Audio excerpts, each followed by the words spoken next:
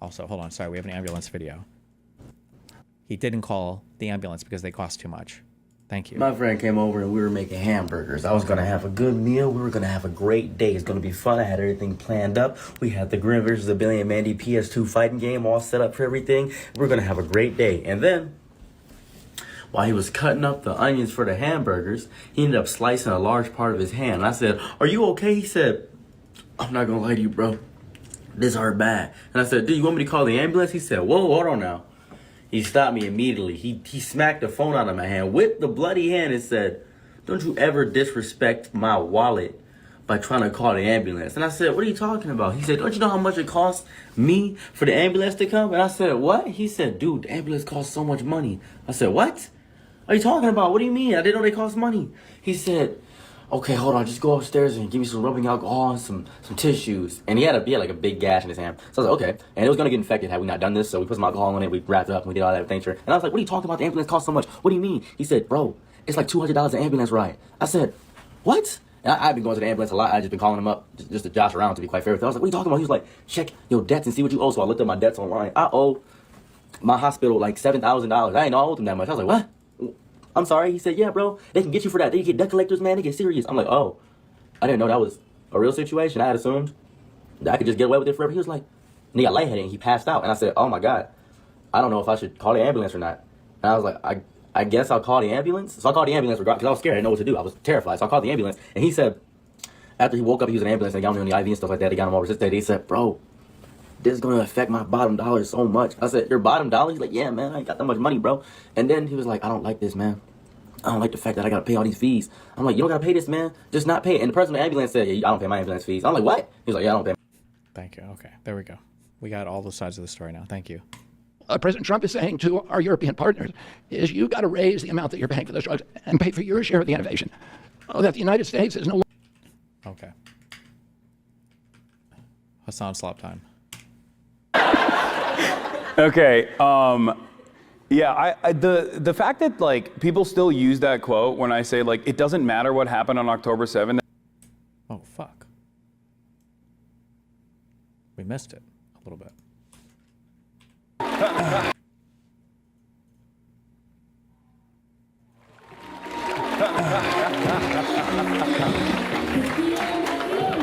Why? What is this? Okay. Wow. What do you think of that music?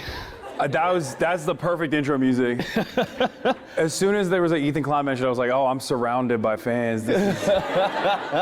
Yo, I'm so excited to be here. My name is Stan Herndon. As they mentioned, I'm a politics reporter at the New York Times, and I am on the board of advisors of the Institute of Politics. And I'm super excited for us to be here with Hasan Piker and to lead this conversation today. I know they went over some of this stuff before, but I will re-emphasize a couple things. This, like a lot of IOP events, is meant to stoke political discourse, to engage in discussion, and even a little good-hearted debate, and I think that we're going to see some of that today. But it's also to engage with students. So there will be student questions at the end, and when you see the microphones come out, you do not have to wait. You can start lining up at that time. But I am going to jump in here, and I think my questions are really going to go in a little bit of an arc to learn more about kind of where your career, how you found yourself here, and then get to some political stuff more towards the end. I think we broadly know your path, going from Young Turks to one of the biggest Twitch streamers in the country. But what is the origin of your interest in politics? And One of the, oof. what was the moment where you decided to break off of the Young Turks and go off from yourself? Well, okay. So I was always interested in politics because Oh no, it's his nightmare question. Okay, I gotta answer this without ever bringing up the fact that the first 2 years of my political career were handed to me by destiny. Okay, let's go. Well, okay. So I was always interested in politics because I grew up in Turkey, and it's you kind of get thrown into the realm of politics in Turkey because it's way more impactful, way more consequential than the way that a lot of Americans view it. And I grew up in the Erdogan regime taking power as well, and I saw a lot of that social conservatism and the immediate ways that it changed my life. I was a big fan of political cartoons, and I remember these political cartoonists that I used to read were getting sued by the Erdogan administration, which is not so dissimilar when you think about what Donald Trump is doing right now. And there's definitely a direct analog there. But it was little things like that and life-changing and meaningful ways that always kept me interested in talking about politics and keeping up with the discourse from an early age. And then as far as like how I transitioned from the Young Turks to go out on... Why doesn't he mention his dad as a politician? Because I think he founded or was part of a very far-right political party. He always avoids the things in his past that he thinks might make him look bad. My own in 2019. Wait, what did he say? And then as far as like how I transitioned from the Young Turks to go out on my own in 2019. He didn't bring up anything related to... I mean, like, I guess I can see, if I'm being honest, I can see both sides of it.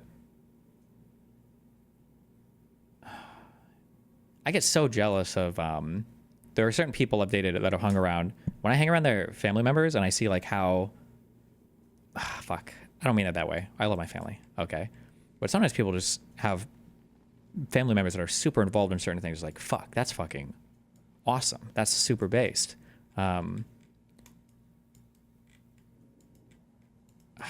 Not taking, not, I don't know. There's something that feels wrong about like not mentioning that, I guess, whatever.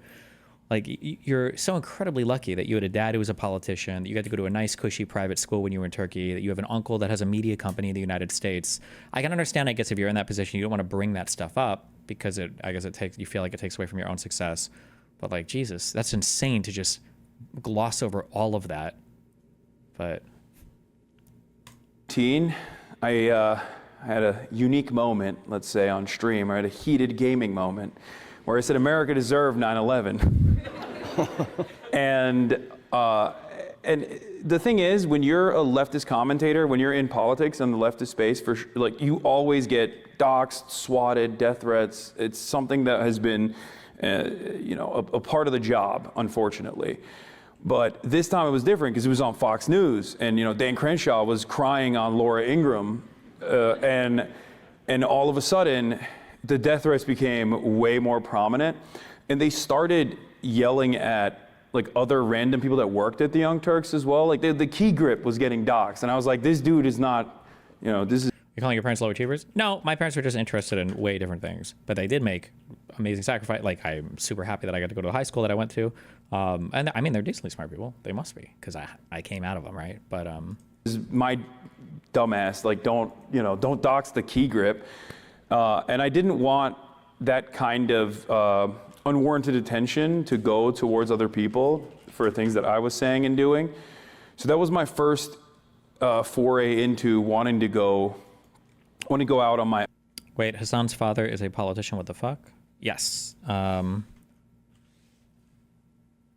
What is this? Mehmet Baket Piker. I don't know how to pronounce his name. He's a political scientist and economist who served on the board of directors and is vice president of Sabancı Holding, and who is a founding member of the Future Party in Turkey. And then his mother is an art and architectural historian who teaches at the New Jersey Institute of Technology. And then his uncle, Cenk Uygur, is a political commentator and co-founder of the Young Turks. My own. It's just insane to not mention any of that part of your upbringing at all, but whatever, I guess. And I went full-time in 2020, and I started live streaming every day. And by the end of 2020, I had become a fairly sizable content creator on the platform, one of the biggest content creators on Twitch. And I'll say, since then, I've also invited a lot more negative attention to myself, but at least it's just me this time, so. Mm-hmm. We hear a lot about how these new internet spaces are apolitical. A lot of your kind of colleagues in the Twitch space stay away from politics.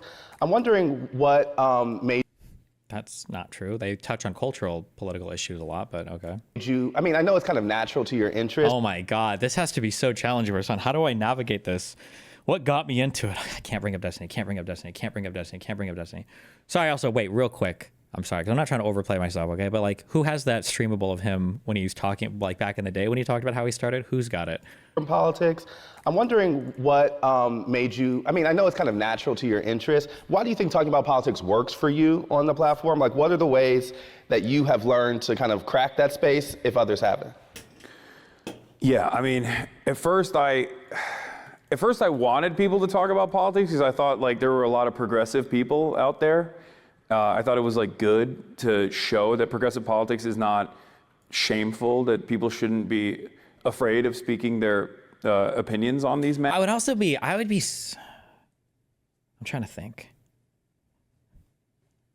I would just be so irritated if I was if Nathan got into live streaming or like started doing all that shit. And be like, what got you into it? Or I mean, to be fair, right now, I'm trying to keep him separate from myself, but he's also younger.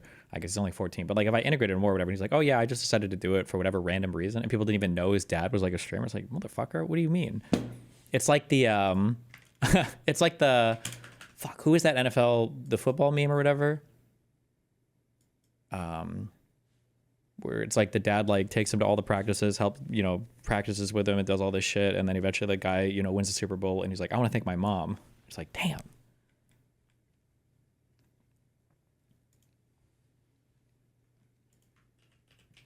Destiny meme archive. Oh, sorry. This is just funny. This is how I used to talk about this before we had our big breakup.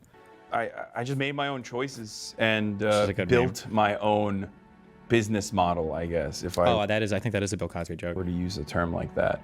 I paved it on my own because I thought like, this is a concept that I think is cool, gaming. This is a concept that I think you can marry with gaming, political commentary. I paved it on my own. Shout out to Destiny, by the way. Oh yeah, I forgot to say, yeah. Oh, you know of him? Okay, cool. Yeah. But when I watched that video, I was like, oh, that's cool. So we have like somebody in the gaming community who's actually pushing back. Hell yes, Destiny's the reason why I know about Trihex as well. If Destiny was my roommate, I'd get him laid all the time. Not good, right? I was like, all right, whatever. Not Well, I don't have relative, anything. Like, I don't have anything. I have no option. I'm in the next 11 days. So much so that, like, Steven was DMing me on Discord and saying, hey, you know what? If you don't have a place to live, buddy, like, you can come stay with me. It's okay. What a good guy. Destiny is a great guy. Oh, yeah, watch out. He gets real rowdy with that. Here, for all of you guys, is here, Fish and I was poisoning this dog then. That's what happened, by the way. Destiny playing. Okay, wait, hey, listen, I love you. What? I told a friend that I would play a game with him, and then I have to get ready for that Scott podcast shit. Listen, don't worry, you're gonna get all my viewers want to watch it. Are gonna go to your screen. Okay. I mean, no, it's fine. I wanted to watch it with you, but it's cool, dude. Friendship is just dead, I guess. Oh, Speedo McGee's your fan that gave me 200 subs so far. No, you're coming. I thought this was like a convention. I thought this was like the Young Turks like office Christmas party. No, it's family party. I told you. Oh, why the fuck would I go to your family party? I don't know what you're gonna do. Sit around and eat Chinese food by yourself while crying? People in the chat are like, that sounds like Destiny for sure, dude. Your fan base is wild, dude. All right, you want to go out tonight, dude? What's going on? What happened? Why are you gonna just stiff him like that, I dude? don't play video games. Because they didn't want you to be here. That's why. Oh, you're like standing up for me. Solidarity. It's not gonna hurt my feeling, brother. No, it's fine. No, why the fuck would I help anyone else? You're the only person I've ever done that for. You better feel special. Oh wow, I do, dude. Well, I mean, I'm super cute, but you're cuter. Don't worry. In a different way. Fuck, am I crazy? Wait, I thought there was a clip where he literally was saying something along the lines of like, there's no way I would have made it early on without the support from Destiny's fan base. Am I making this up? I feel like I remember hearing that. Somebody will link it in chat. But listen, when you're part of that old guard, you just don't get the credit. Matters. And then Asmongold became the largest political content creator on the platform, and some people know who that is, but he is a right-wing commentator now, the biggest right-wing commentator in North America, actually. And now I'm like, maybe don't talk about politics. It's better if they stay apolitical. But for the most part, I think like the apolitical nature of this space is just a way to shelter your more reactionary tendencies in general. What do you mean? God, I hate the fucking the word slop shit when he talks too. Oh my God. The apoliticalness is a way to shield yourself from more radical. Do you really think the average person is thinking that? The average person probably just doesn't think much about politics. Jesus. A way to shelter the apolitical nature of this space is just a way to shelter your more reactionary tendencies in general. Come on. That's bullshit. People say that they're apolitical, or they say that they're operating off of common sense beliefs, but usually that just simply means you're right-wing and not open about it. Mm-hmm. At least in my experience. Like that might be true maybe in like the quasi-political podcasting space, but like for Twitch streams and stuff, I think most people just don't probably think about it that much. And actually probably even for the majority of the podcast space, I'm probably just overrepresenting I'm just overrepresenting all of the cringe fucking like Joe Rogan tier, whatever all those podcasts are. Yeah, but obviously there's been a bigger discussion kind of since Democrats have not been in that space, and there's been some thought about how do they find themselves more naturally there. But I'll talk about that later actually. I want to ask more directly, do you consider the line between like entertainment and activism? Do you think of yourself as a journalist? Like how do you actually see your role? Yeah, I don't. I see myself as a political commentator. Like, depending on who I'm talking to, I'll explain it as like Rush Limbaugh without the brain rot. Literally and figuratively, because he had brain cancer. And also... Did he? Rush Limbaugh? I thought did it metastasize to his brain? I thought he had lung cancer. Maybe it went to his brain, I don't know. So you don't have brain rot, I'm impressed. Yeah, and also brain cancer, and also I think holes in his brain from prescription drug overuse. He's dead. He can't. What was he gonna do? We're focusing on that though. So anyway, but like it's basically like AM radio, but for Zoomers. Uh-huh. So that's the way I describe it to people. And I do find myself to be more of an entertainer than an activist. Even though I do engage in activism, I always stress that I'm simply an entertainer, and I'm trying to urge others to go out and organize as well, because like. I'm just one person, and I would be saying these things even if I had 30 people watching me. Mm-hmm. But when I have 30,000, 40,000 people watching me, that means there are 30,000 to 40,000 people that can go out and organize, and then... God, we need a Charlie Kirk so bad. Oh my God, this is such a grifter take. How does he not feel bad? Like there's so much more you could do. I don't know, whatever. That's crazy. Build a movement that way. So...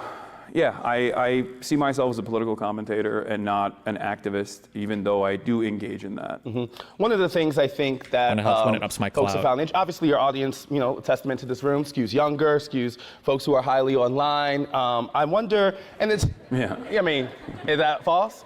But I guess I'm saying I think it's also captured an audience that legacy media has missed, right? Yeah. What do you think is working in terms of why people are coming to folks like you versus why places like even the New York Times are struggling to reach some of those people? They're too far right. Please shit on how far right and lib-cucked these places are when they need to all be like Bernie and AOC. I mean, I think there is a personality aspect to it for sure. But I think the medium that I'm in is so interactive, and people are looking for that. There's a sense of community building that exists online, on Twitch and in live streaming in general, and that is not exactly replicable by traditional media outlets, and they're never going to be able to do that regardless. Like, it'd be really funny if Jake Tapper had like parasocial stands. Oh, that's actually a much better answer. That is true, and it is difficult for other mediums to emulate that. That'd be weird. I think he does. Doubtful. But I think that's definitely one reason for why I have these audiences. I'm also at a place, like, I speak the language. I'm from a different generation, and I'm also not in the same traditional media orbit, so I wasn't put through the ringer to develop a certain way of speaking and develop an attitude that is like very DC media bubble oriented, and I think that is genuine and people appreciate that. Mm-hmm. To the point about the community, I found it really fascinating. Like, it's very obvious, kind of the power that like folks like you hold. I could add up every CNN hit I did of all last year, and it did not derive enough interest or followers or conversation as doing one of those streams. But I also wonder if that creates a kind of feedback loop. Like, when I'm doing a story, I don't have to really think about audience or immediate kind of reaction. Do you feel kind of a pressure because you're in a kind of continuous relationship with audience? I mean, do you worry about saying some stuff because the chat won't like it? No. I yell at them all the time. Trust me, there's gonna be dudes on the microphone today. There would have been an opportunity for an insightful answer here. Because there is a pressure created from the audience. Even the fact that you're yelling at them demonstrates that there's a pressure exerted there that isn't present in traditional media. So that's an interesting compare and contrast. Like, in what ways is it better or different? And in other ways, what are pressures that you face? But the ego can't handle it. He can't admit that. That I'm going to be yelling at, most likely. It's normal. It's a normal part of the process. Like, some people, I think there are certainly people that are audience captured in that regard, but like, For me, I care. I'm way too stubborn and way too brutally honest and maybe a little autistic. So it's just like, I don't care if someone is disagreeing with me. Like I will take a position that I believe to be true, and obviously I'll arrive at that position by analyzing the facts. Facts, yes. And objectively. Even if it's unpopular, my goal always is to educate people. And it would be interesting to ask him, what are some unpopular positions in leftist communities that you feel like you have? I'd be really interested in hearing the answer there. That's the thing, like, I wouldn't necessarily say that my perspective that is fairly closer to a more orthodox Marxist perspective is all too common in American media. Most people have never he's not mask on at all here. Damn. Encountered someone who is speaking about these things from the angle that I take. So I already assume that everyone that's listening in, that's tuning in for the first time, is not immediately on board with the way that I see the world. So I have no expectation that people are going to be in agreement with me. It's my job to make a convincing argument and to also instill some sense of class consciousness in people that are tuning in. You know, I want to stick on this question of kind of like community and how you kind of moderate that community. You mentioned to me when we were talking the other time just about the efforts you all go through in terms of chat moderation. And I found it really interesting because, you know, those type of spaces has been home for bigotry, slurs, things like that. How much time do you have to spend curating that community and moderating it? I mean, it's an ongoing process. It's always, it's something that I always have to work on because I have, a lot of other places will safeguard their community. They'll have like paywall, like membership only access if you want to communicate. Some places will add like, you know, additional checks. For me, I want to have discourse. I want to have back and forths with people. I want to be able to educate people if they have questions on certain things. So I have a 10-minute follower mode, which means if you follow me for 10 minutes on my Twitch, you can say anything you want in the chat. And surely some people abuse that, you know, they'll come in and they'll try to antagonize or say heinous things. But in that process, like I use that as an educational moment, and I also use every opportunity like that to basically say, like, these are the well-defined boundaries in this community, like what is permissible and what is not. And that's one way that we moderate the community. Wow. You know, to the point about the kind of audience capture, particularly around young people, so much of the discussion has been around young people's disillusion with the political process. I think you speak directly to that. You know, I wanted to see, like, do you consider yourself trying to overcome that disillusion, or are you just kind of relating to it? And do you think Hasan's career is over? No, what? Hasan is at such a size that the only time his career will be truly over is when he decides it is. In my personal opinion, from like a personal evaluation, the biggest threat to Hasan's career is kind of like ego related. So for instance, I don't think Hasan would ever have less than 10K concurrent viewers, because if he dropped to like under 15K, I think he would quit. Yeah. Consider yourself trying to overcome that disillusion, or are you just kind of relating to it and kind of wallowing it? Or do you see that kind of education piece as you trying to move people out of their disillusion? Oh, for sure. I think that disillusionment is a huge problem because everyone has a disillusionment, like telling people that Kamala and Trump would basically be the same thing, or that electoral politics is a waste of time, or tendency to.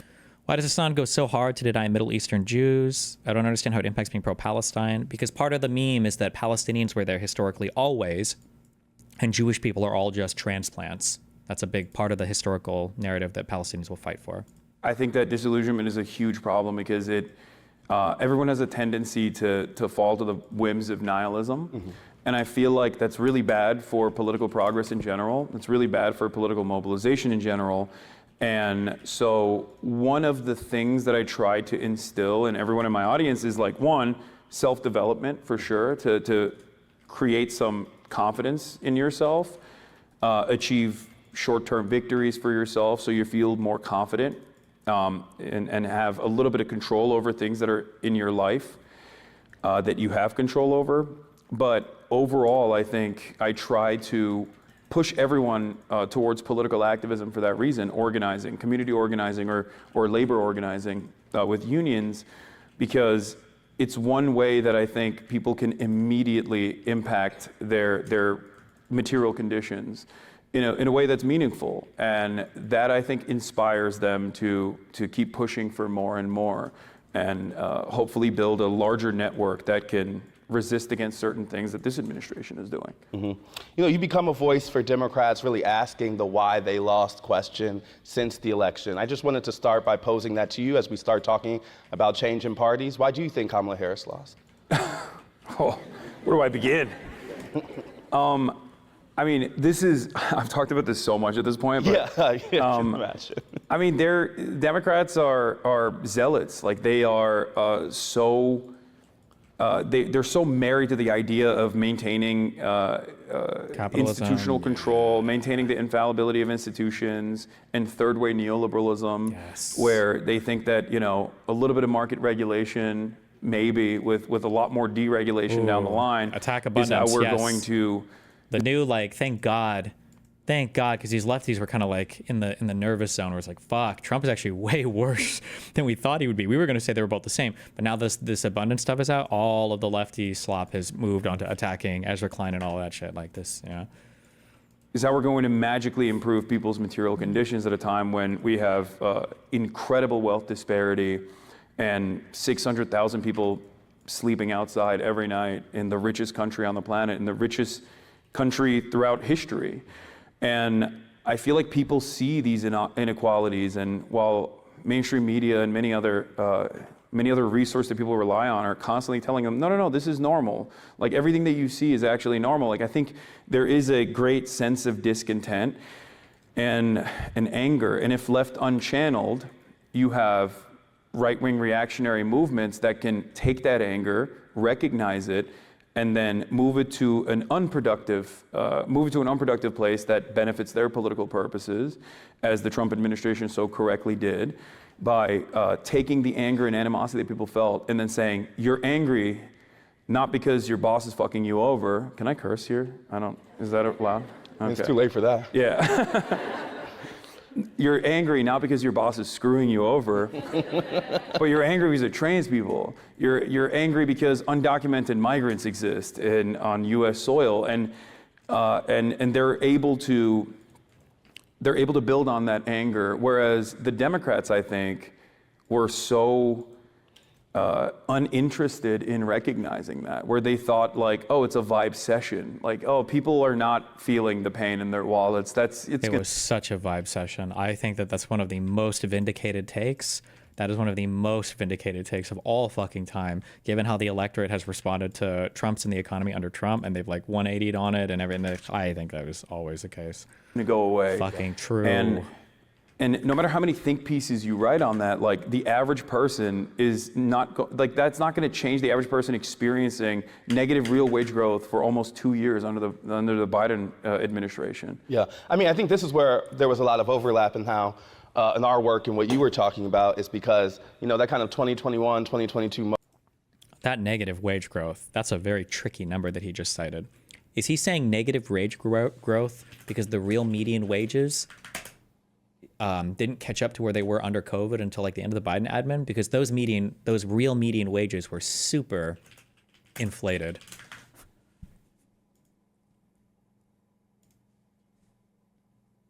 Is this what he was talking about, or 2 years? It is what he was talking about. One of the issues during COVID is a lot of service workers got laid off because nobody was going out to eat, nobody was spending money on shit like that, and people were working from home. And as a result, our real median earnings spiked dramatically because the people that were working were high-paid people. There were people that could work from home, software jobs, stuff like that. But to say that there was negative wage growth because we can't, this number is not reality.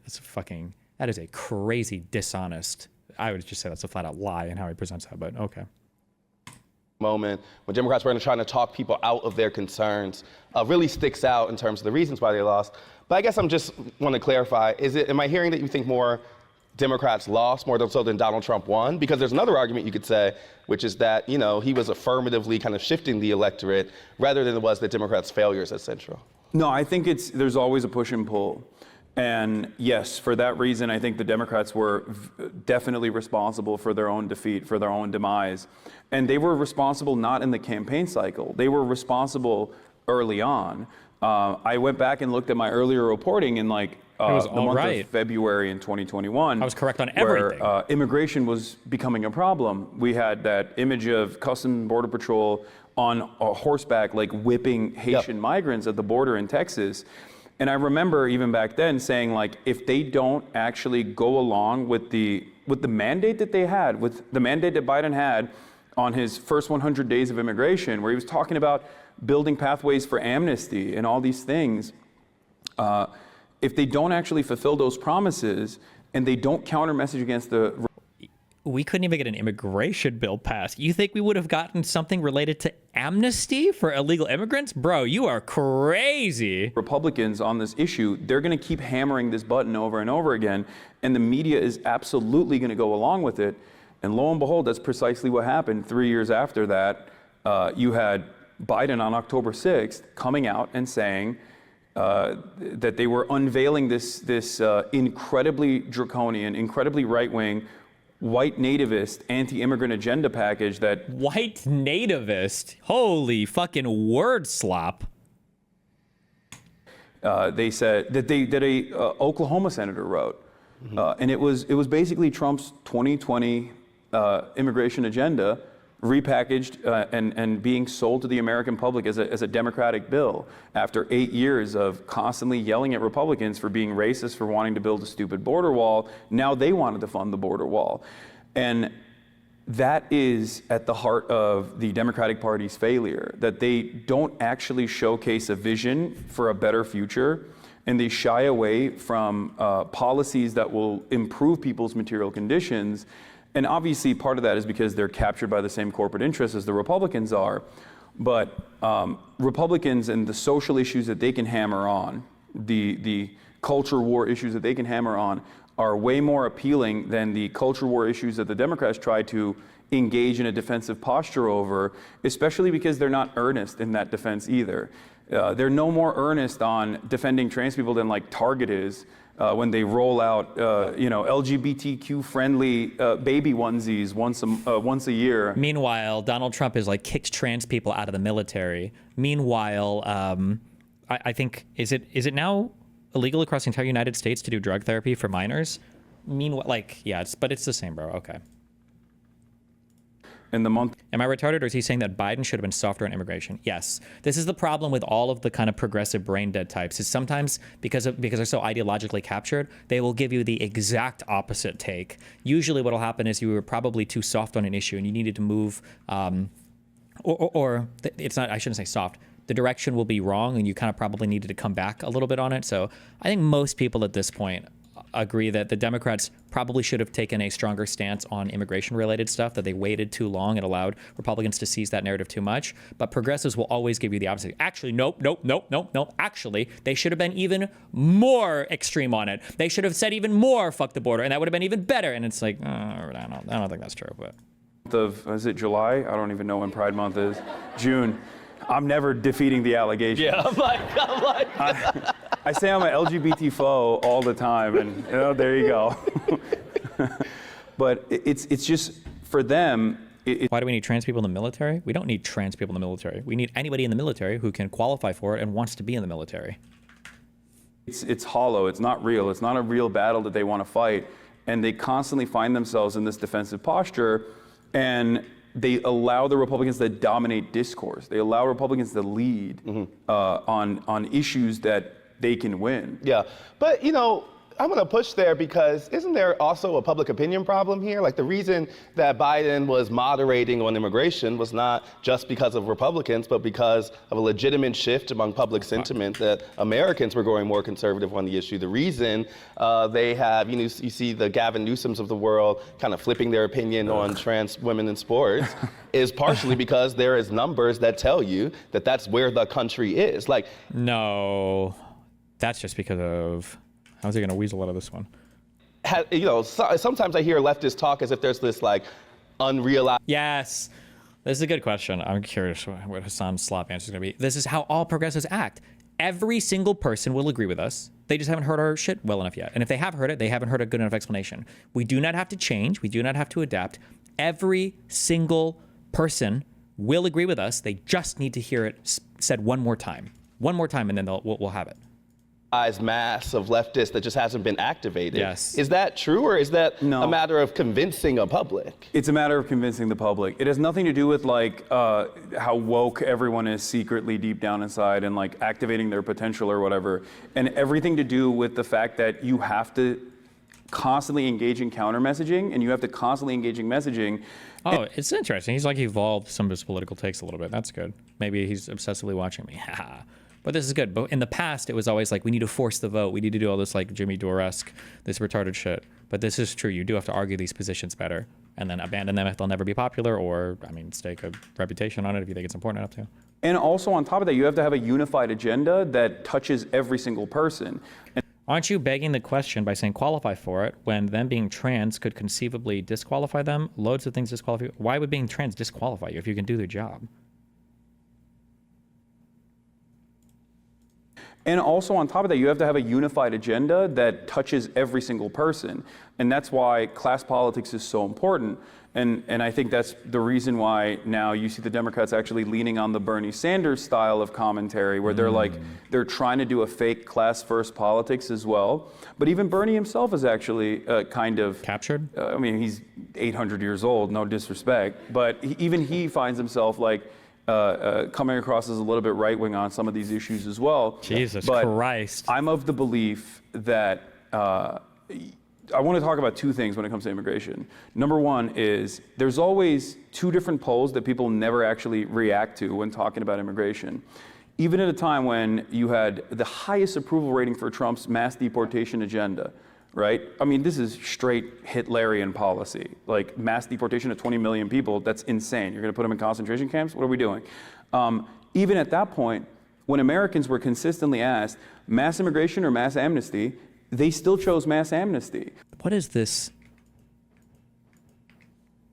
What is this dichotomy? We don't have a world where it's just one or the other. What do you mean? Were consistently asked mass immigration or mass amnesty, they still chose mass amnesty, but no one ever presents that second option as a viable solution to this problem.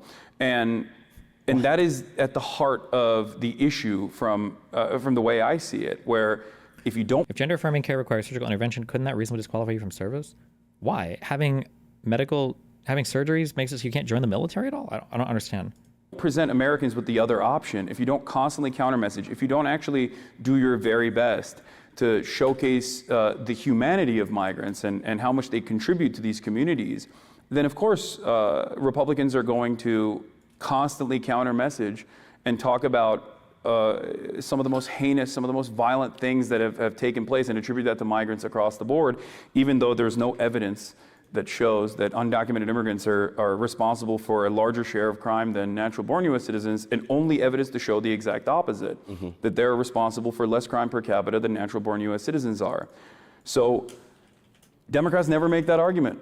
And I think it's because they're afraid. I go back and forth. I sometimes think they're controlled opposition, and then other times I realize whenever I talk to a Democrat or a staffer, I'm like, oh, you're just stupid. Like, you just don't know.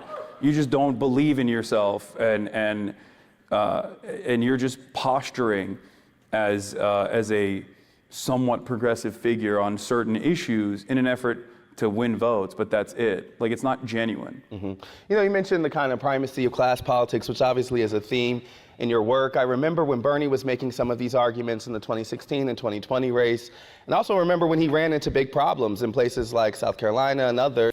I think needing to dilate removes capability of active combat. Okay, if you talk about shit, you're just fucking retarded. I'm just banning you, okay? Go to Kick Chat. Okay, I'm just banning you. Not every role in the military is a combat role. I don't know if this is just from like fat fucking Americans who have lost their 4th or 5th toe from diabetes that you are not treating because you're sitting there stuffing your fucking face with Burger King all day, and you just have like fantasies that you sit there and jerk off your micro penis with your wife's boyfriend's girlfriend's tweezers that you stole out of your guest room. And this idea that every single person joining the military is somebody that's like strapped with 100 pounds of gear doing active combat roles all the time. Like, if you're that fucking retarded, okay, if you're actually that fucking clueless, spend more time, okay, slurping loads out of your wife's boyfriend's girlfriend's husband's asshole instead of commenting about anything relating to the military. It's so fucking retarded. You're actively making this place a worse place. You're a bad person that is doing bad things to this country because you have delusional understandings of everything around you, okay? Jesus Christ. Where that argument wasn't really landing, how much does the left need to, win over working class folks of color who haven't really come to them in the same type of way? And what is the balance between recognizing class politics and the importance of identity politics and representation to some folks? Yeah.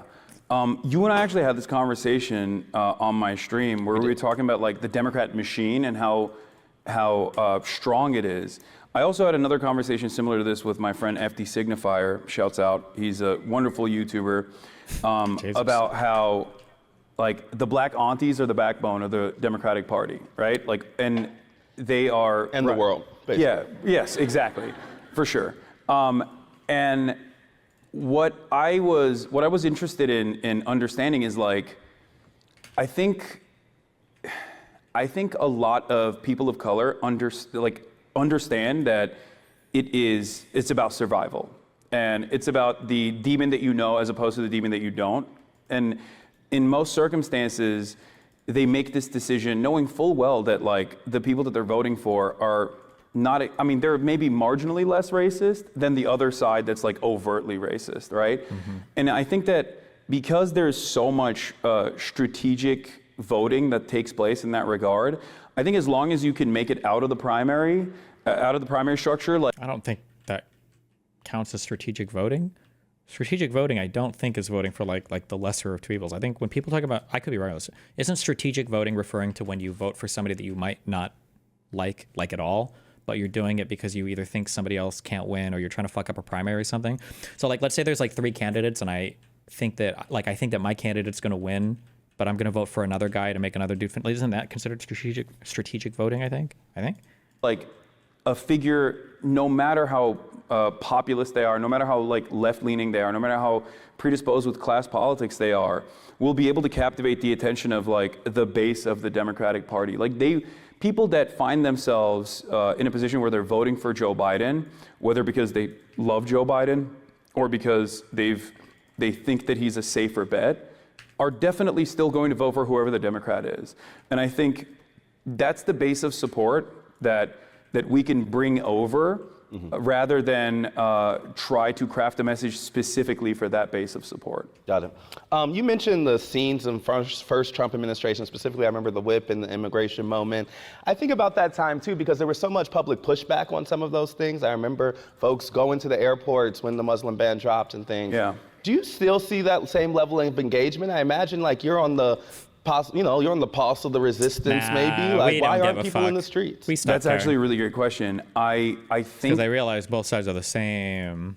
That there's 2 problems. One is the disillusionment that people feel because I think in the aftermath of the Black Lives Matter protests that took place in 2020, where a lot of people in this room did all of the right things. Like you did it by the book. You went out, you protested in the streets, you yelled at your congresspersons, you tweeted, okay? You did it all. By that logic, a 400-pound person should fly through MEPS because they can just do a desk job. Stupid take, Destiny. No, you retarded fuck. You should probably be able to do basic PT if you're in any of the branches of military, but basic PT doesn't mean that you're like ready to do a 100-pound fucking fully geared climb in and out of a fucking Apache helicopter deploying to the middle of the desert in Iraq, okay, on some ultra top secret fucking mission to find the one woman in the world who would be mentally retarded enough to want to fuck you, okay? That doesn't have to be the requirement for every single person joining the fucking military. And then when the election came around, you went out and you voted. You held your nose and you voted for Joe Biden, even though he was very visibly deteriorating. And it didn't matter because it was like, it's better than Trump, right? And then nothing came of that. And I feel like that— Nothing. None of the legislation, none of this, none of that matters. True based. That creates a lot of disillusionment amongst young people and just virtually any American that participated in this process that looked at that and went, well, we saw no reforms whatsoever on policing. And as a matter of fact— sorry. He's talking about the BLM stuff. That is true. Nothing did come of that. It would be interesting to see some actual reflection on why nothing came from that. The reason why is because people promised pie-in-the-sky shit without actually focusing on policies that fucking did anything. It was all just stupid shit. most of the Democrats were predisposed with like positioning them. Not being logical about trans issue, just about any pre-existing medical issues that require medication will disqualify you from military service. Is that if you take fucking Adderall or Vyvanse or any stimulant, you're banned from being in the military, from all the branches of the military? You can't be on any medication whatsoever?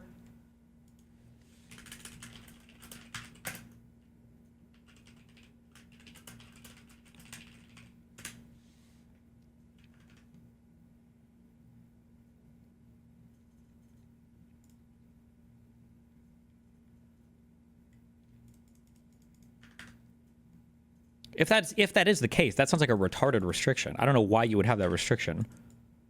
I could see that being the case maybe for like active combat people, like if you're forward deployed and you don't want to have to be shipping out medication, or you don't know if somebody's a reliable soldier or whatnot. But I don't know, that seems unnecessarily restrictive. But I don't know, maybe there's a reason for it. However, if that's the case, then let's assume that that is the case. Then you could just say, if trans people want to join or not, I don't care. But right now the qualifications state you can't be on any active medication. Then okay, well then that's the answer. That's so easy. Themselves as against these organic movements that were born out of Black Lives Matter, and surely there was people going maybe a little too far in terms of maybe not putting their least radical positions out there. But overall, I think that created a lot of nihilism that we haven't really examined thoroughly. So that's one reason why I don't think a lot of people are even protesting Trump to the same degree as they were last time around.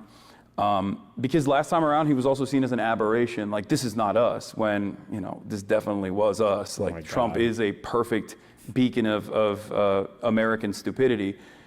And it always bothered me when people say, like, this is not, I'm like, what is democracy otherwise? This is us. That was definitely us. And it still is us. But I think in terms of the immigration, like, the conversation definitely shifted to the right due to very little interest from the Democrats in terms of counter messaging. And they got completely captive to white nativist sentiment. Oh my God. And if you recall, white nativist sentiment. Jesus Christ, bro. You and I had another conversation when you brought up your follow-up on the Run Up podcast, where you talked to these people and you were like, what are you worried about right now? And if you told me that immigration was not at the forefront of anyone's mind, pretty much. And I told you then, and it started to happen already, that eventually it will, because people are going to start developing too much resentment towards this administration's unjustifiable immigrant detention policies. And since we had that conversation, he's underwater even on that issue as well. And the reason why that happened is because they made a major mistake with Kilmar Abrego Garcia. They detained and refused to do due process for virtually. You can be on meds in the military. Is something happening? Why is it like yellow outside? Oh shit, am I in Mexico? You can be on meds in the military. I'm a behavioral health specialist in the military. You basically need to show that you are stable on whatever med you are taking for at least 3 months. Okay. All of these migrants that they had. Someone else just said, Destiny, you're only barred from the Army if you've taken ADHD meds in the last year. I don't know what the truth of the matter is. I've seen like 20 different answers coming from chat. Ordinarily, this would be the point where I would say, oh, well, 3 people in the chat just said this. But I've seen literally every single fucking answer given in chat so far about what is allowed or not. So I have no idea what's allowed for the military. Captured and sent to CCOT into this like slave labor prison structure in El Salvador. And yet, an immigration attorney of the Trump administration accidentally revealed that they had made a mistake. And when that happened, the media... He didn't accidentally reveal that. It was an attorney who was doing his job correctly. And he was punished for it by being kicked out of the Trump admin for it. Seized on that. They started covering it. Now, his broader point might stand that the administration kind of accidentally revealed it because they wouldn't have wanted that guy there. But I just want to be clear that that attorney was doing his job. And then it became a major issue of consequence. I mean, a major issue that people were demanding some sort of restitution for. And the Trump administration, being hard-headed, refused. And it led to Chris Van Hollen actually going down to El Salvador to get proof of life for this person. And in that process, I think a lot more Americans started realizing what was truly happening. Because they're busy. Everyone is busy. They're focusing on their own lives.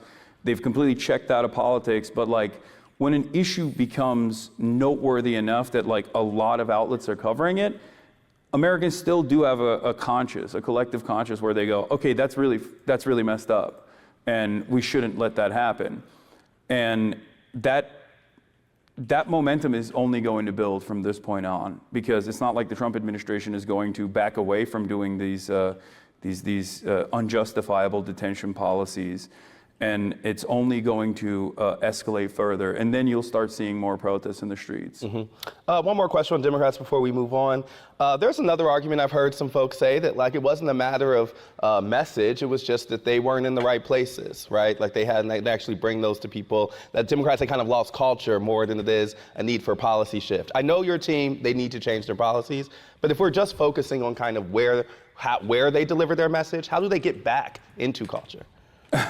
They should just go on Call Her Daddy. That was good.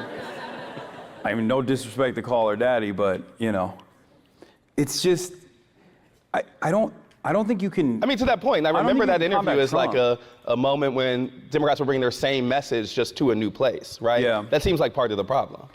Yeah, but if the message is shit, it's not going to resonate with people. Like Kamala Harris's brilliant campaign message was like $50,000 in tax breaks for small businesses. Like she kept saying like, I am a small business. I love small businesses. It was like, Americans love their small businesses. Fuck small business. I hate small businesses almost as much as I hate the middle class. But Americans love their small businesses. It is an important thing to message on. And that wasn't the only thing Kamala Harris messaged on. She also messaged on tax breaks for first-time home buyers as well. So that doesn't resonate with people that are having a hard time struggling to pay their bills. You know what I mean? You really think people vote on policy first?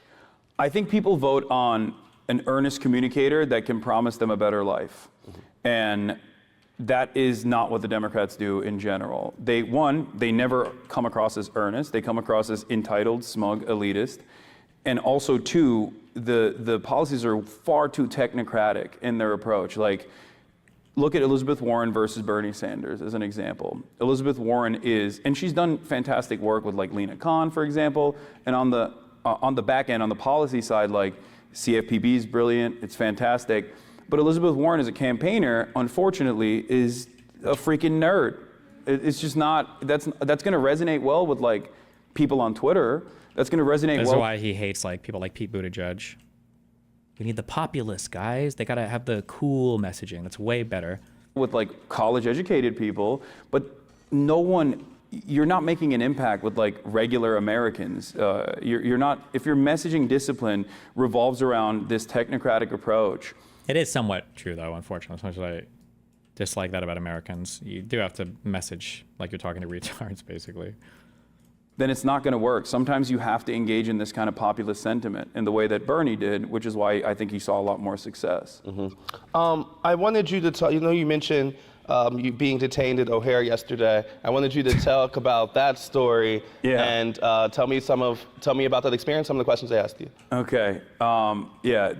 Great reception from Chicago. I will say. Last time I was here, I got kicked out of DNC. This time, Listen, this time I got apprehended. We're the Pope's country. We're blessed. You can't bring us down right now. They're gonna arrest the Pope when he steps foot. They're gonna be like, "What'd you say about JD Vance?" But tell us what happened. So I knew that this was probably gonna happen. I'd seen a lot of TikToks of people talking about how like they got detained as American citizens at the border, and I was like joking about it, but deep down inside I was like, this is probably gonna happen to me eventually.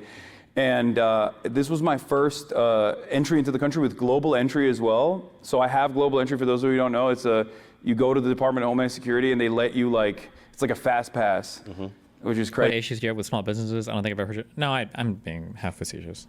I just hate all people. We've Disneyland commodified everything. But yeah, I'm supposed to be like a good traveler, which is why I'm supposed to cut the line, right? And I did that, I went through global entry, took my photo, everyone's getting waved away, and then as soon as I got to the Customs and Border Patrol, the lady was like, "Step aside, sir." I was like, "Oh, here we fucking go." I did. They took me to the back room into a detention center. I asked around when I was inside, like if people had American passports. Most of the people there did not. They were traveling from outside of the country. They weren't American citizens. I saw one American passport in the detention center for one of the people, and they would basically periodically come out. Agents would come out and be like, "All right, your name, and then you can leave." But I was sent to the back room. An agent came out and took me into the interrogation room, and it was a very creepy fluorescent light bulb environment where like everything was steel, like all the seating arrangements were steel and bolted into the ground. And they started asking me about crazy shit, like, do you like Donald Trump?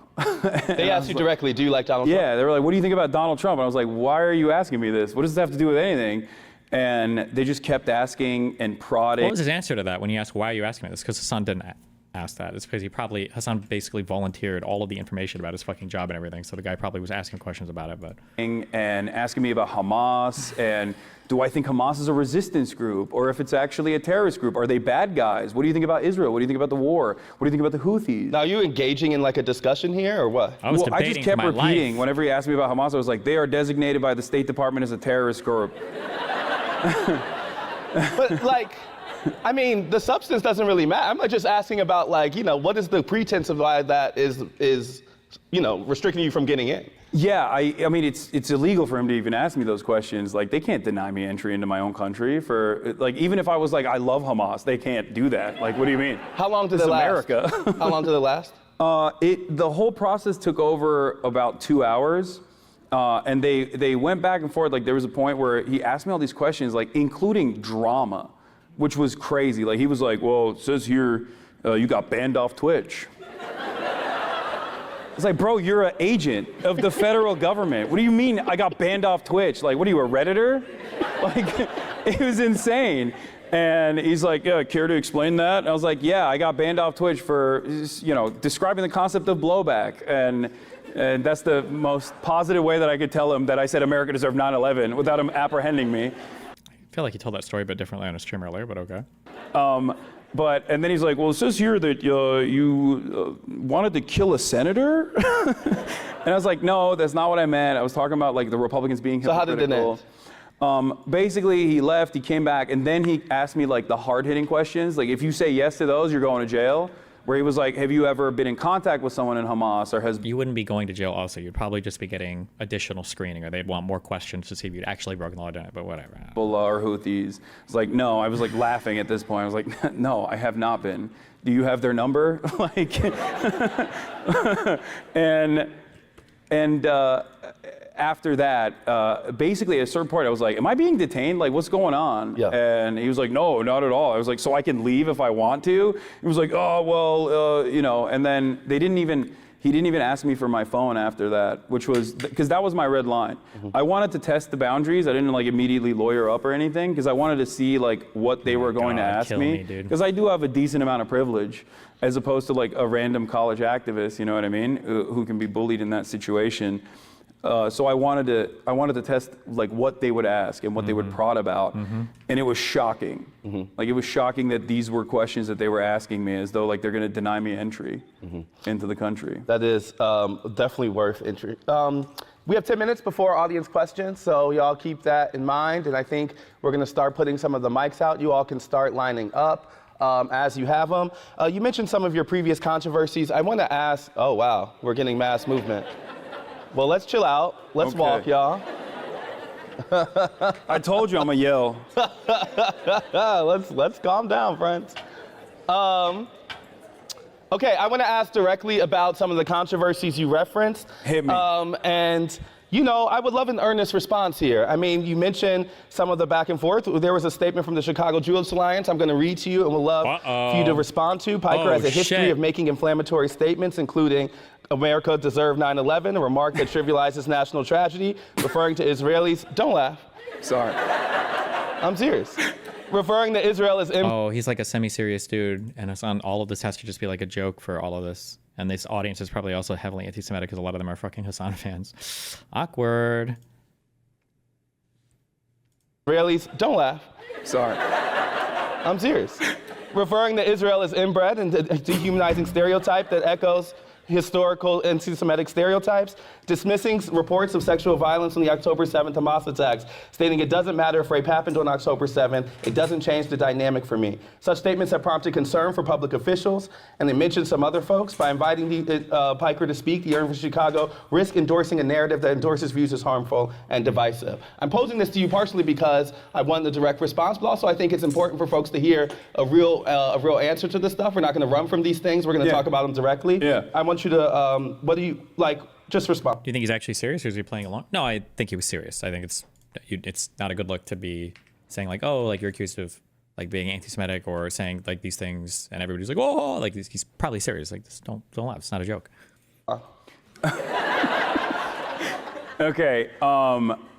Yeah, the fact that like people still use that quote when I say like it doesn't matter what happened on October 7th, that doesn't change the dynamic for me is like so revealing, because Israel is committing a genocide, and my position on this is clear that like whatever happened on October 7th, the atrocities that took place on October 7th does not justify genocide, and it's really, well, thank you. I mean, this isn't a brave position, I don't think. Like, and that's what's so alarming, that like people will say that all the time. Like people will put that in like the Free Press or Daily Mail or whenever there's like a hit piece written from these smear rags Slops. in general. Call them slops. And I'm always confused by that, because I'm like, what are you saying? So you're saying that it does justify genocide? Like it's always come across as very confusing to me. And overall, yeah, I am someone who is firmly committed to combating anti-Semitism for my past decade of work. I've been doxxed and swatted by neo-Nazis in perpetuity for this reason. No. But I also happen to be a committed anti-Zionist, that I believe in the emancipatory cause for Palestinians. And I've never shied away from that position, no matter what. But something like America Deserved 9/11 is obviously at least inflammatory. Oh, right? yeah. Like, do you ever think about the impact of those words? And do you have to, you know, I know it's an informal forum, you're kind of rolling with it live. Like, how do you wrestle with, you know, something that could be offhand, but actually be more meaningful? You know, actually be more hurtful, I should say. Yeah, I mean, I think that America Deserved 9/11 in general was probably one of my most vindicated takes. Maybe I'm delusional about it. Has Hasan ever been swatted? 0% chance. And the reason why I know is because you're asking that question. If Hasan had actually been swatted, he would be talking about it every single day for the rest of his fucking life. General was probably one of my most vindicated takes. Sorry, what is it? You know, something that could be offhand, but actually be more meaningful. You know, actually be more hurtful, I should say. Yeah, I mean, I think that America Deserved 9/11 in general was probably one of my most vindicated takes. How does that, what? Maybe I'm delusional about it, but in terms of describing the concept of blowback and explaining like how we got to 9/11, a lot of people were unaware of the machinations behind the scenes from Operation Cyclone, or even... I'm sorry, little bro. Maybe if you had made that joke in 2003, that would be correct. But you're saying by, when did he get in trouble with this? Was it like 2019? Nobody knew that the Iraq war was bad? Wait, what? Before that, even prior to that, in terms of like arming and radicalizing the Mujahideen and using them against, using them in the Afghan civil war against the USSR, and what that turned into, that is a common thread in American foreign policy, is that people that we give arms to and offer a lot of training and support to inevitably turn on us for understandable reasons. So I don't shy, like, even if I say something that is hyperbolic in that moment, because I get passionate sometimes and I have what people call a heated gaming moment, it's ultimately, my message is clear. And does that get in the way of me reaching a broader audience? Certainly. I understand that, but you know, it happens. It happens sometimes. So I hear you more have made peace with it than think it's a thing that you're gonna. I'm saying like a heated gaming moment for a lot of folks is just a heated gaming moment. Yeah. For you, it's a big audience. Yeah. So I'm saying, have you changed the way you think about those things? For sure. Especially because like I don't really appreciate all the doxing that comes afterwards and the swatting that comes afterwards, but Anyone else remember when Destiny used to defend that statement? Talk about blessed. I don't think I've changed my position on it much. I mean, like, arguably, democracies can be held accountable for things that their governments do. I mean, I don't know if I would have phrased it quite as hyperbolically, but actually, I do phrase things hyperbolically. Hell the fuck yeah. I don't think I've generally changed my stance on that one. It's definitely something that gets away in the message that I'm trying to present. And so for that reason, I do try to moderate every now and then, or try to regulate my temperature every now and then when I find myself saying something that might easily be misconstrued or is like explosive, right? I wish that, because Hasan is doing this, he always does this, and I guess nobody ever actually challenges him on it. Like, things are being misconstrued. Things might be taken out of context, right? Like, okay, wait, when you say that you're worried that people are misconstruing things, so does that mean that you don't believe America deserved 9/11, or you do, or what? Like, what does he mean? So did people misconstrue you when they heard that, or? But overall, mistakes still happen. I'm a human being. I own up to it, you know? And that was one of those moments. Cool. Last question I So have, he and then doesn't we'll go agree to the with audience it? Like, questions. because he just spent that whole time justifying it. I'm not sure. Who knows? So much of your life is lived publicly. I find it kind of shocking, like just how much is just, you know, how much just living out there you do, and how folks, you know, really come to understand you, have a relationship with you because of that. I wanted to ask, what's something we don't know? What's a misunderstanding about you? What's something you've kept to yourself, and how have you regulated that? Ooh, that's interesting. That's not a question that I thought I'd be answering. I mean, everything is online except for, I guess, like personal relationships that I have. I try to keep private to the best of my ability because I don't want to invite, you know, unwelcome attention to other people because, you know, I can deal with it, but not everyone is like equipped or should be equipped to deal with that sort of stuff. In terms of like something about me that people don't know, I don't know. I'm drawing a blank. I would say that I've never had a position where I think people should not have nice things. That's like the number one thing that people always be like, oh, I'm not a socialist because I've got a house and a car. Rich socialist, what a hypocrite. But it's like, no, I want everyone to be able to have like enough disposable income so they can buy stupid shit. So that's, I guess, like one of the most common misconceptions. But I think people in this audience probably already knew my position on this because, you know, you guys probably tune in every now and then. You're pro nice stuff. Yeah, I think, and stupid shit too. Like not just nice stuff, like things that make you feel good. Okay, I'm gonna ask you this question again in a little bit. I want you to think of a better answer. Okay. We're gonna go to audience questions. So remember, questions have a question mark at the end. They're not statements. And we're gonna try to keep them as brief as possible, but please, let's go. Hello, my name is Alex Fuentes. I'm a second year at the college. I am Salvadoran American, so the immigration issue is very close to me. I'm going to shoot you a softball. So the issue I face with like working within the city is that a lot of people have felt not very invested in, or their communities have not been very invested in. So when we look at amnesty or looking at these programs for immigration, they face a lot of pushback. So what do you say to that kind of person? How do you fight the immigration issue as a Democrat when talking to those kind of people? Yeah, that's not a softball. That's a tough one, because unfortunately, you're not wrong. I think a lot of people, like I said, are so busy with whatever is going on in their lives that they sometimes will be very selfish, and they refuse to contend with the reality that migrants, undocumented and documented alike, are all around us, and there are very important parts of our community. And I feel like the best you can do in that regard is to showcase the humanity of the people that you're talking about. And I super disagree with this. I think that immigration, you have to present it to Americans as an opportunity to flourish. I think that when Democrats talk about immigration, they always just make it sound like a punishment, like we have to have these people because it's the right thing to do.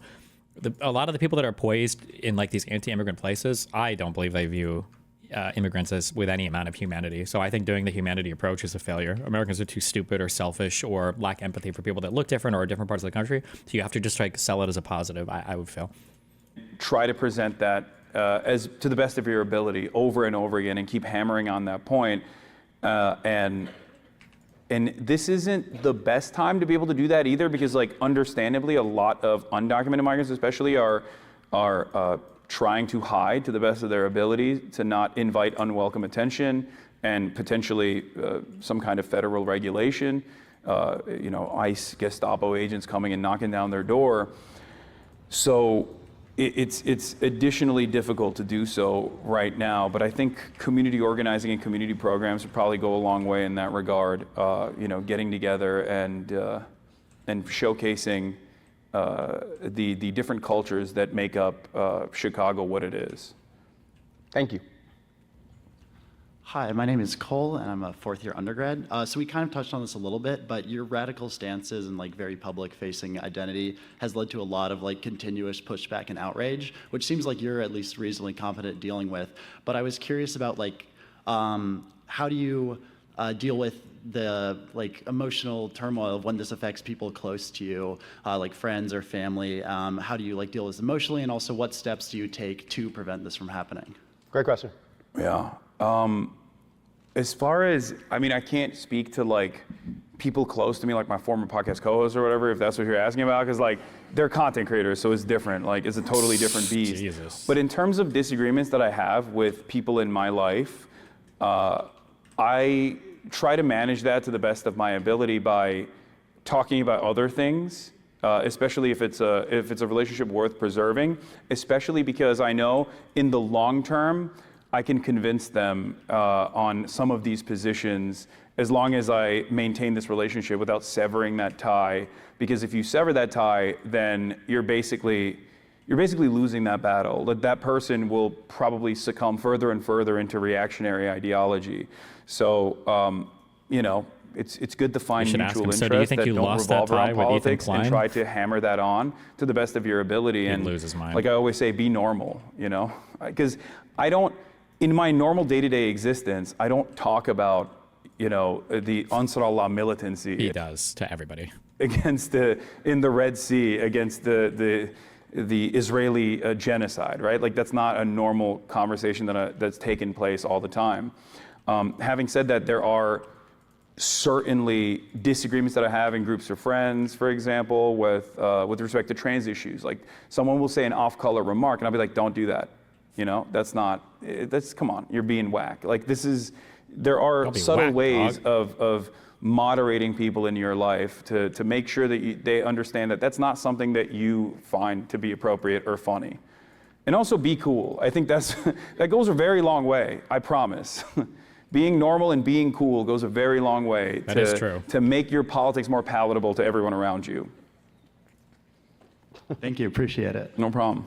I love like coolness as like a thing that's just be cool, Well, I know it's maybe it doesn't come natural, but it is important. Yeah. That's next question. Hi, I'm Hayes. I'm a fourth year in the college. So my question, Hasan, is that you for a long time identified as a Marxist, or you've identified with Marxism in some capacity. Earlier, you raised Orthodox Marxism. This was in large part what distinguished you in the Young Turks, but you're also something of a sort of critical left figure within the Democratic Party, something of an opposition figure. And so I want to ask about that, because there's a way in which the question of like capitalist parties for the left is like the most traumatic sort of legacy or inheritance of the 20th century. I remember back in 2018, in spheres kind of adjacent to yours on the internet, there's an old meme that went like, Bernie bros killed Rosa Luxemburg. I don't know if anyone else went like, Bernie bros killed Rosa Luxemburg. I don't know if anyone else, but the spirit is that like it was social democrats in Germany which murdered, communists in the 1920s, 1910s. And it's like, it sounds insane, but it's not insane because it's not true. It's insane because Marxism is like off the table in some sense.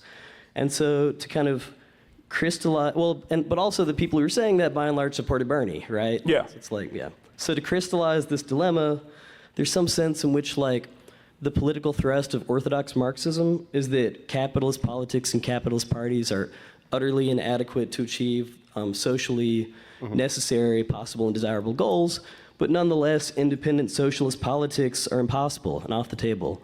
So my question is, like, how do you understand the relationship between Marxism and Democratic Party politics, Marxism and capitalist politics more broadly? Yeah, great question. Well, Nancy Pelosi is obviously a communist, as everybody knows.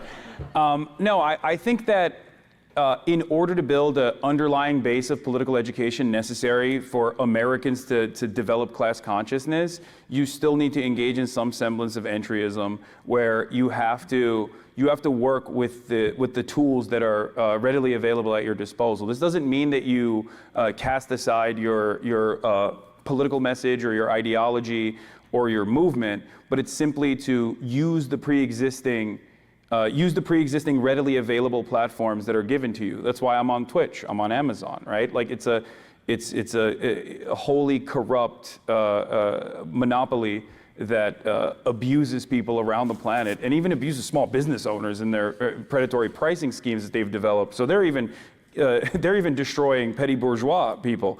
But having said that, it's still a viable platform to communicate a message.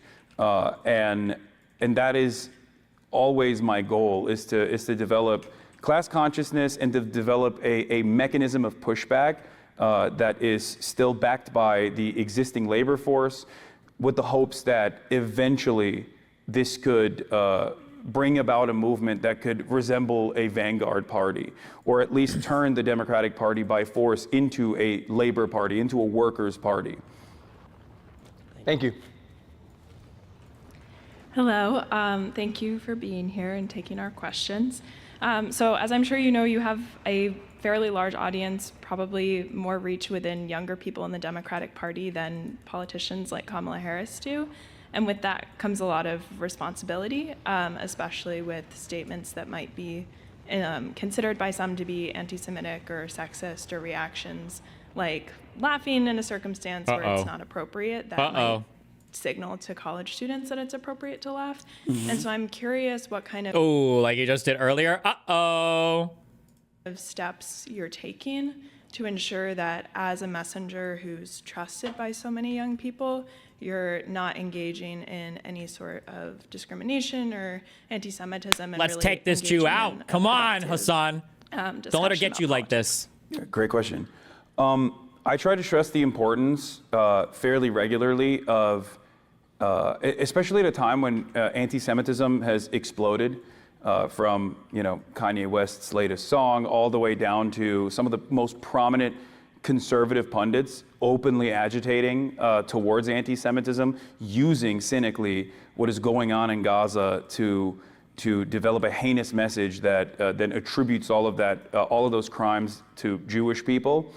I find myself virtually every day speaking out against that and decoupling Zionism and Judaism on a regular basis in an effort to educate people that might find themselves on the whims of unexamined anti-Semitic tendencies. Thank God. In terms of like laughing at certain things, let's examine our anti-Semitism coming today, across guys. as anti-Semitic, there are a lot of groups and a lot of talk about how they try to make it sound like you're anti-Semitic just because you're anti-Zionist. They're just groups that are trying to protect Israel. People that, especially in the online space, that predispose themselves with drama. So they're always going to try to find the most nefarious frame to present me in the worst light possible. But I always say the antidote to all of that is to simply pay attention for an extended period of time to what I'm saying, and you will very quickly realize that you might have gotten duped into believing a certain thing that I believe that I definitely do not.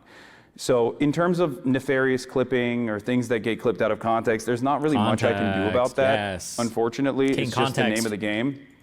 And I just try to put my best foot forward to the best of my ability and hope that people can still maintain charitability and understand where I'm coming from. But yeah, as far as education goes, I think it's a very important part of my commentary to constantly talk about the growing dangers, the canary in the coal mine of anti-Semitism, which is usually a first step towards growing fascist ideology. Thank you. Great question. Nice. Wow. Hi, Hasan. My name is Danny. I'm a third year at the college. And I don't know if you're aware, but the university recently received a very hefty free speech fund. And when I told my roommate that you were coming here, she said that you were a product of that free speech fund. And this university has made itself a reputation for handling student movements on the notes of Palestinian struggle in a very particular way. And I was wondering if you ever felt tokenized by the university as a way for them to be like, oh, look, we care, as a gotcha moment, for you. Well, just as a fact point, he's not here from the fund or from other, he's here from the IOP, and because... Are you tokenizing me instead? Yeah, and because I asked him to come. No, he asked me. I think that this is actually the opposite of that. We're here to engage in the earnest point of that discussion, and so I would just want to say, factually, that's not how he came. But you want to answer that yourself? No, I mean, I don't know anything about the free speech fund. What, are you, where's my money? Where's my... If you're not, we're both asking the same question then. Wait, is Hasan not getting paid for this appearance? Yeah, no, I love Ested. He's great, and he wanted me to come and speak to you guys, so I was like, yeah, I'll do it. It wasn't like a... And very earnestly, I think it's just an effort for places like the Institute of Politics to be where students are and to engage in those type of discussions. So I think it's the opposite of tokenization. I think it's earnest. Thank you. No problem. He said no on stream? Okay. Hello. Thanks for speaking with us today. My name is Robbie. I'm a second year at the college. So a few weeks ago, I witnessed a student rip down a poster on campus that said, "Come learn about Judaism," simply that. When I told the individual to stop me, he told me, a Jewish student, that I was sympathizing with Nazis. So my question to you, do you think anti-Semitism on college campuses is a problem, and how should we work to combat it? Oh, anti-Semitism is absolutely a problem on college campuses. Oh, okay. It's a problem everywhere. It's it's like any other bigotry. Okay. If left unexamined, and especially at a time when material conditions worsen, it's going to get significantly worse. In terms of the packaging of Israel's actions with Judaism, I think that this is a common issue that at least Jewish members of my community are always struggling with. Where they talk about the unfortunate fears that they feel as far as people associating them with the actions of Israel. And this is a great example of that, where Israel's the number one driver of anti-Semitism. This person absolutely was doing that, where this person thinks oh, you're a Nazi, you love Israel because you're defending a sign that says, "Come learn about Judaism." Judaism has nothing to do with Israel. Judaism has nothing to do with Zionism. And I feel like the more we educate people. Sorry, man, I gotta speak up, man. I came out from New York. I went to Rutgers, and I made a song about the hostages. Jewish. What do we say at the end of Passover? We say next year in Jerusalem. Okay. We're trying to actually engage in some question and answer. Can we? He pop. Is that gum or is in? Okay. We're trying to actually engage in some question and answer. Can we? You're skipping all the folks who stayed in line and are patiently trying to ask their question.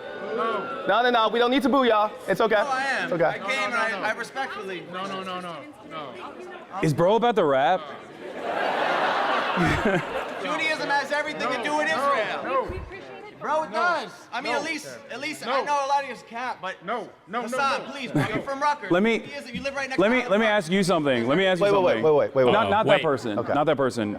The student who raised the question. Raised the question about the Judaism sign. Do you feel comfortable being associated with that dude? My God. That was a really risky question, but okay. Israel is a very important part of Judaism. I do not agree with what the Israeli government is doing, but Israel is very important to Judaism. It is a home of democracy in the Middle East. It is a safe place for Jews after the Holocaust, and Jewish people need Israel to exist. That is what I believe. I appreciate that. Now we're going to focus on questions, y'all. So next question. It was my bad. I asked the question. No, I get it. Thank you. Okay. Thank you for asking the question too. Well, that's a weird one to follow up. Hello. Hi, my name's Colton. I'm a first year at the college. My favorite part of your ideology has always been your incessant focus on truth and on trying to figure out what's true and real, and the disregard for ideology and your brave journey, even when it's unpopular. Watch him say the exact opposite, and now I sound like an asshole. On charitability, and like it's what you talk about all the time. I mean, it was even worse. On charitability? My bad. Oh my God. Okay, Jesus. But for the average American voter that we talked about in this talk, who only votes on emotion, who doesn't have the time to engage in that, they are more susceptible to the conflation that Sam Cedar just talked about in the conversation you had with your former co-host. So when you lead your examples by case studies and evidence and all of these things. Hasan leading his examples with case studies and evidence, he says, as Hasan pulls up his 450th Twitter tab. Jesus, glaze. That those voters whose vote counts just as much as everyone in this room aren't receptive to. How do you adjust your framework to supply evidence that is less academic but still combats that inflation and still showcases that charitability? Good question. I think it doesn't have to be rigorous and academic. Like when we're making an argument, it doesn't always have to. You can rely on emotional appeals. Like you don't have to be a robot. Like there's no debate moderator that's going to tell you like that's an ad hominem. You're not allowed to do that. Like you can do whatever you want. It's like a cheat code, really. Like you can use all the logical fallacies at your disposal if you want to explain something to people. It's very effective. That's what most people online that love debating do. They try to rationalize those sorts of things, but that's pretty much what they're engaging in. And as far as like maintaining endless charitability, my starting position on this is that I understand that this is a settler colonial nation that was designed by slavers and was built on the fundamentals of erasing the indigenous population. And a lot of social conditioning plays a role in our everyday existence to normalize that sort of thing. And therefore, of course, people are going to have a starting position that is reactionary on a lot of these issues. So as long as you remind yourself of that and take on that emotional labor, you'll be able to overcome this. You'll be able to make a convincing argument. As if, like I said, if you're normal and cool and try to talk to people and meet them where they're at and recognize some of the common points of struggle and pain that they experience, you can always package that back up to whatever kind of social malady that they are representing and move them away from that. Thank you. Wow. Hi, I'm also from the college, fourth year. I remember you guys both mentioned, or there was a topic that was raised about disenfranchisement, feeling like hopeless. You know, we bought into whatever campaign, and then another campaign on the left, on the right, both sides or whatever. And then there was also the question, or sorry, the topic of. When it comes to feeling disenfranchisement because your politician loses, some of that is probably normal when you're young. Like, I was done with politics forever for a good 6 months after Ron Paul lost, because he was like so clearly the savior of the nation, and he was so popular, and the polls were all lying, and everybody that I knew online loved him. When you're young and you've only been through like 1 or 2 elections, you're literally pouring your heart and soul and every fiber of your being into it, and when you lose, it's crushing.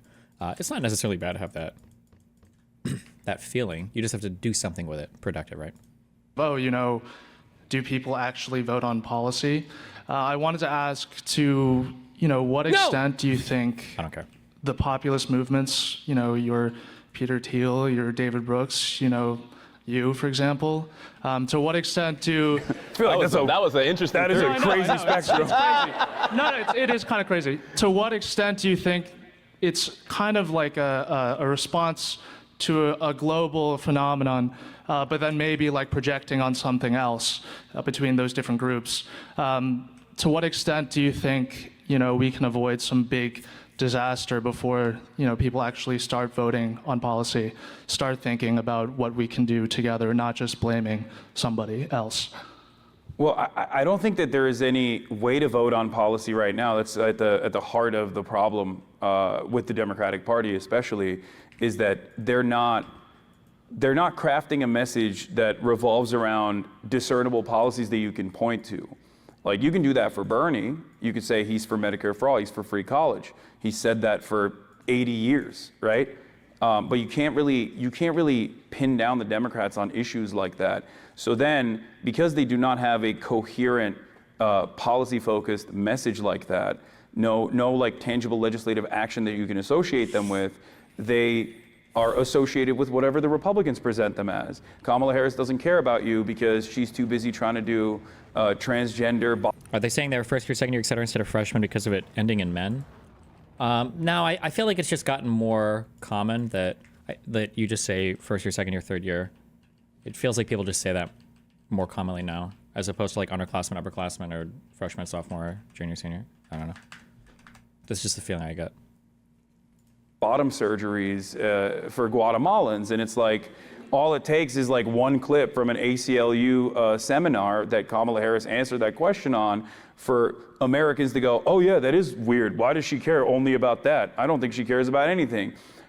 If Kamala Harris had policies that you could associate with her that truly address some of the issues that people are experiencing in this country, everyone could just go, oh, shut up, it's nothing. Like, okay, that's one answer that she gave. Why do you care about this? She cares about Medicare for all. Do you not want health care? So that's what I want the Democrats to get to, so that they can actually more successfully be a counterbalance towards growing fascism. But you're right, if they don't do that, then we're cooked, and we're just gonna keep spiraling towards barbarism. Yeah, I mean, recognizing that some people don't just vote on policy and some vote on vibes, there's one answer to change that. The other answer is to have better vibes, like. That too. Yeah, like Barack Obama spoke to people who were voting for all a whole bunch of reasons. Barack Obama world, though? No, but I'm saying a successful electoral politician does all of the above, is what I'm saying. So that's the only example I'm doing. Okay. Thank you. Hi, Hasan. Thank you for doing this. My name's Lance. I'm a second year in the college. We don't live in a Barack Obama world anymore. And despite what even my chat says, Barack Obama would not be as popular in this world. And growing up in a rural area during this time, I've seen the polarization of young men particularly. And I was wondering how the Democrats could begin to activate some of these young men or bring them to their side. And also, when is the Subnautica playthrough going to get finished? I don't even know what that second part is. Subnautica is a game I played, but I got too scared to finish it. Oh, okay. It was very scary, in my defense. It's a very scary game. It's underwater horror. It's anyway. Young men. Yeah, about young men. I think that there are a lot of people that are genuinely incredibly insecure in the manosphere space that present themselves as this like hyper masculine idea of like what a 14-year-old would think is like a cool person, and the best antidote to that is to focus on hobbies that are productive and improve yourself, improve your body, engage in the act of constantly choosing to better yourself and be a positive figure for people around you. And that's what I try to do, at least. And I think if more people were to do that, young men in particular, would be more responsive to that. Gotcha. And how can the Democrats activate those voters? We only have a couple more minutes. Can we just stick with one question? Thank you, though. I appreciate it. This is the last question. Yeah, thank you so much. That kid got Thank you very much. obliviated. My name is Cassidy. I'm a second year here at the college. There's the old joke about, to be a real leftist, you have to read XYZ pieces of literature. You have to know all these thinkers, whatever. But I've also seen a lot of attribution of the growth of the younger right-wing base with the, decade-old now alt-right pipeline. And its modern incarnations, as were briefly spoken on.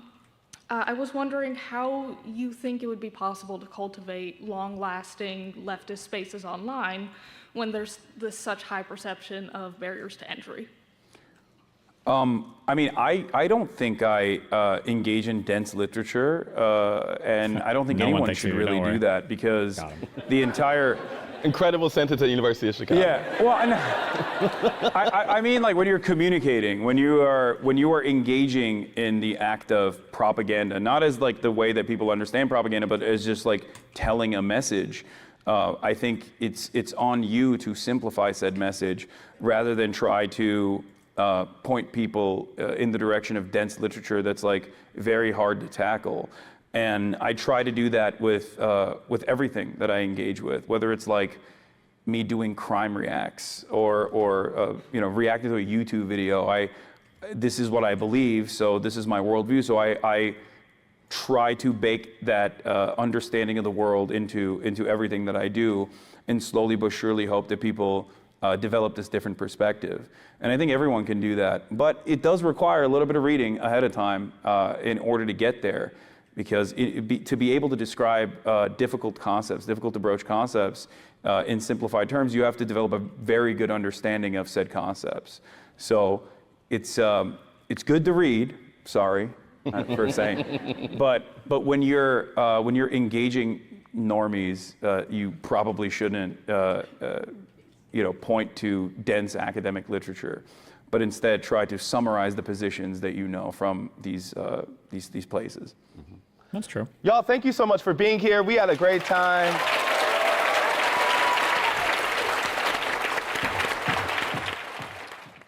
Clap, huh? Oh, is that it?